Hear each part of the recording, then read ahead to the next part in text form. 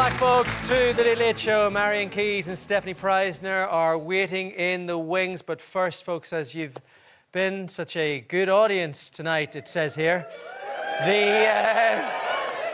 the Grafton Barber, a proud Irish family-owned business, would like to tell you they're making their way into duty-free at Dublin Airport. And to celebrate, folks, they're giving you the chance to restyle the man in your life.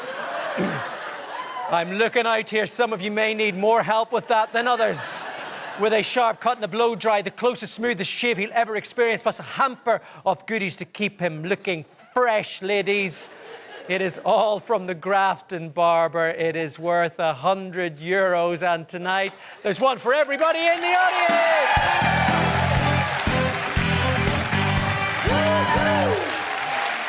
Okay, my next guests are a multi-million selling novelist turned Queen of Ireland and her actor, writer, partner in crime, who together have brought some of her most loved Irish novels to life in their new RT series, The Walsh Sisters. We cannot wait to see it, and they can't wait to tell us all about it. Would you please welcome Stefanie Preissner and Marian Keyes?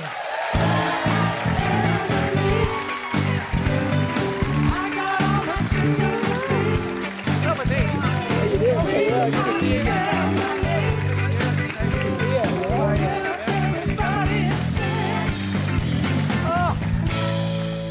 Oh, welcome, ladies. We got to start with Stefanie. Marian, if you don't mind, we heard Aisling B call this woman the Queen of Ireland. That was my line. That was your line. Why do you believe that this woman is the Queen of Ireland? She's been in your head and in the ether of your life for a long time. She has, for a really long time. Like, I don't think that there's any... Well, so, like, I'm in my mid-30s, and I think anybody who's grown up in the era that I've grown up in has... Like, Marian Keyes has just been around. Like, I remember my mother and I used to go on holidays to Spain every year, to the same apartment complex in Santa Ponsa. And I remember one time, I'm an only child, being in the pool on my own, looking out at my mother, and she's on the sun lounger, and all the other ladies are on the sun loungers. And they all had this same book next to them. And it was Rachel's Holiday. And I remember being in the pool thinking, well, like, you know, in my classroom, we all have Anne and Barry. So, you know, probably when you grow up, then, like, you just have to read Rachel's Holiday. And that's just the way it is, you know, that it's just like a rite of passage. And then I grew up and I realised that it is a rite of passage. Like, as a young Irish woman, there's, like, you know, the kind of conveyor belt of, like, you do your leaving cert, you go to college, you get an apprenticeship, you get a boyfriend, you discover Rachel's Holiday or Watermelon or Marian Keyes in some way, and then you do the rest of your life. And... you know, it just is a really important rite of passage. And I mean, then when I got the job to write the show, I have become like slightly inappropriate in how much content I have consumed of Marian Keyes. I have push notifications for whenever she tweets. I have a Google alert on her name. I've read every book multiple times, every podcast, every interview. And you make a lot of content, like, so there's times where I'd be like, thinking, oh, I know what Marian would say in this situation. I'm like, yeah, but Stefanie, what would you say? And like the two of us blending into one another. So, yeah. So Marian, what's it like working with a stalker? It's like, oh my God, like it's gas because we met on Twitter and like I knew that you and I were going to be really good friends because I'm one of the rare Irish people who hates the summer and I am so happy when it's autumn and winter. And then, you know, when the evenings start getting long again. And it was one spring and like the sky was weird and I was so upset about it. I said, I'm going to start a political party called People Again Spring. And then you said our slogan would be bad cess to the grand stretch. And like, and we were probably the only two people in Ireland that felt like that. But like, then I saw Salpadine as my boyfriend. Oh, like, yeah. She's amazing. Like, she is a genius. And then she did a show on RTE called Can't Cope, Won't Cope. And again, like, that was about young women and how hard it is to kind of, to have a social life and a job. Do you know what I mean? Yeah. Like, to have, like, you know, an interesting nightlife and still have to get up for work. You know, I understood, the kind of the dilemma of that. But I don't think you appreciate, like, the reason I was able to write Salpadine as my boyfriend is because you had written Rachel's Holiday and the other books. You see, this is like a perfect love end. The thing is, she is a complete genius. It was a production company that just decided they wanted all the Walsh books together.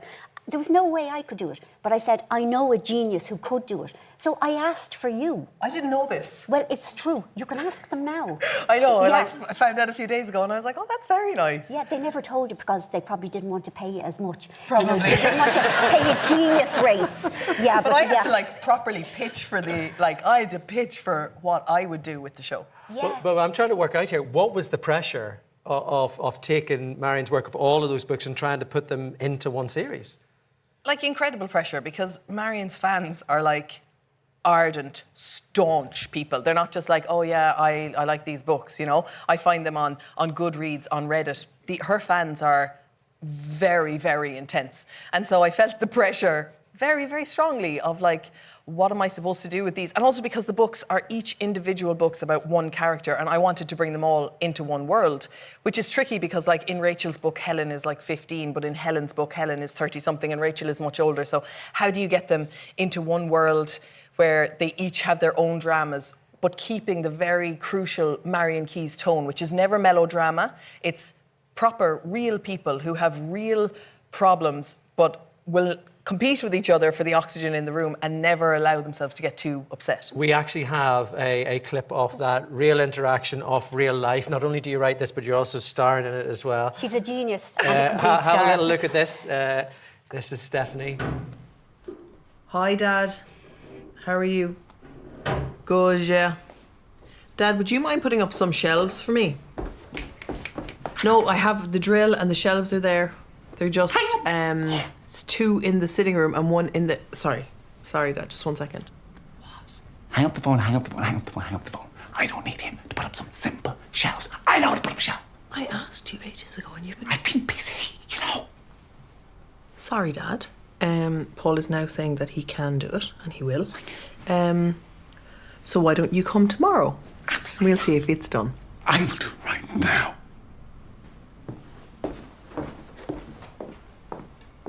Thanks, Dad. Marian, these books mean so much to so many people. What was it like to see Rachel's story come to life on the screen? It was strange. I mean, in the very opening moments of the first episode, you see Rachel and she's completely out of it and she's with her boyfriend, Luke, and she's hardly able to stand. And it made me, I don't know, it just made me very sad in a way that I had never kind of experienced before. Just how awful it is to have to do that to yourself and to the people who love you. I experienced it in a completely new way. And I just think you did such a great job of showing kind of how ordinary addiction is, that it doesn't just happen to the people in the margins, and it doesn't respect education or anything. And that crossing the line is such a small thing. And I mean, you did it so well. And I think the more people know that it can happen to anyone, the easier it is for people to say, oh, Christ, I might actually have a problem. Or for family members to say, actually, we might be the family that has an addict. But the banality, the ordinariness of it was what made it so kind of effective.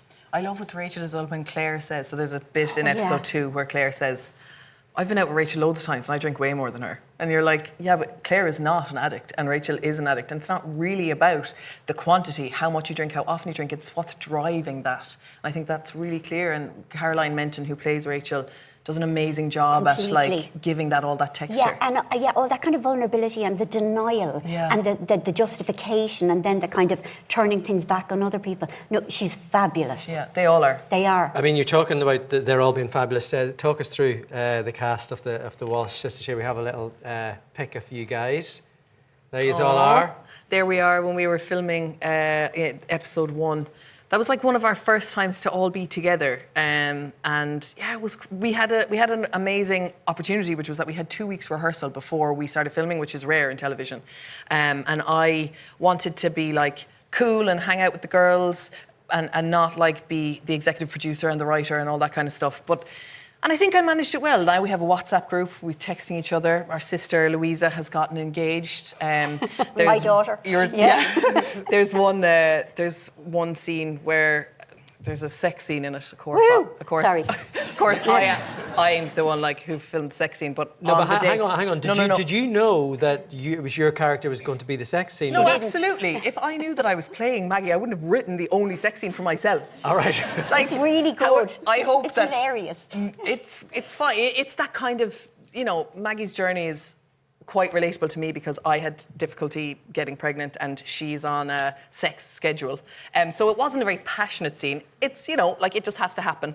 But still, nevertheless, like I still had to shoot it. But on that day when I was filming that scene, we rehearsed it in the morning. An intimacy coordinator, Kira, came on and she basically choreographs it. You show it to the director, he decides which version you're going to do. And so we had that done. We were all ready to go. And then me and all the girls had synced our cycles. And so I got my period in the middle of shoot, like just before we shot that scene. Then we had to reshoot the whole thing. And it was really awkward, but that's sisters. I wasn't meant to have it on that day. And the girls' uteruses decided that we were sisters and I ought to. And that's how tight you were. That's how tight we were.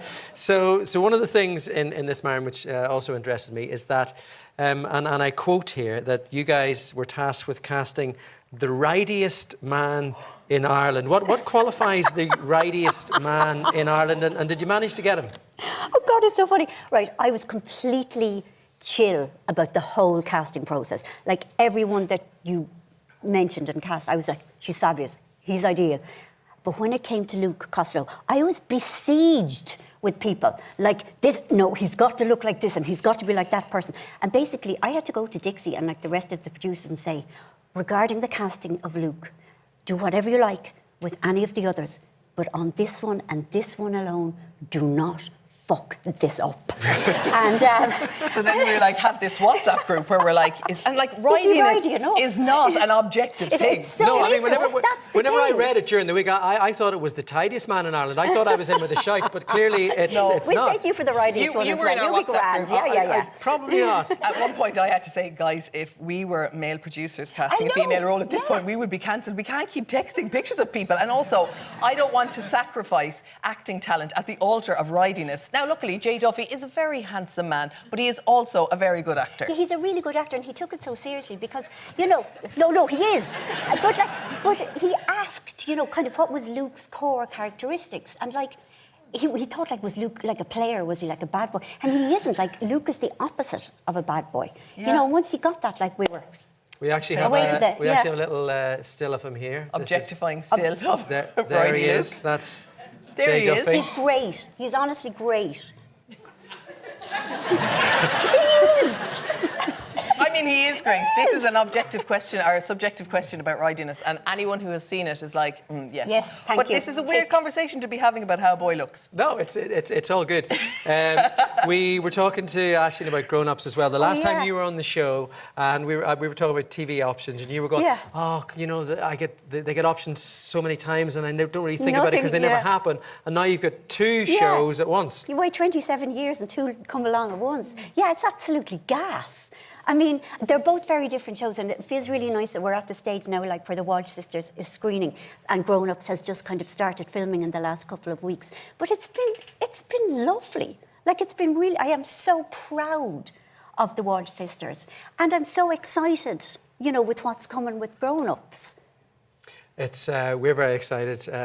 We've seen a few clips of it. Oh, have you? More than I have. No. We've seen a few, and honestly, you guys are in for an absolute treat. The Walsh Sisters begins on Sunday, the 20th of September, 9:30, RT1 and RT Player. The Walsh Sisters, the official podcast. Oh yeah, we It's also did presented by Marian and Stefanie. That's going to be available directly after each episode if you want to get involved in that on the RT Radio Player and all the other platforms.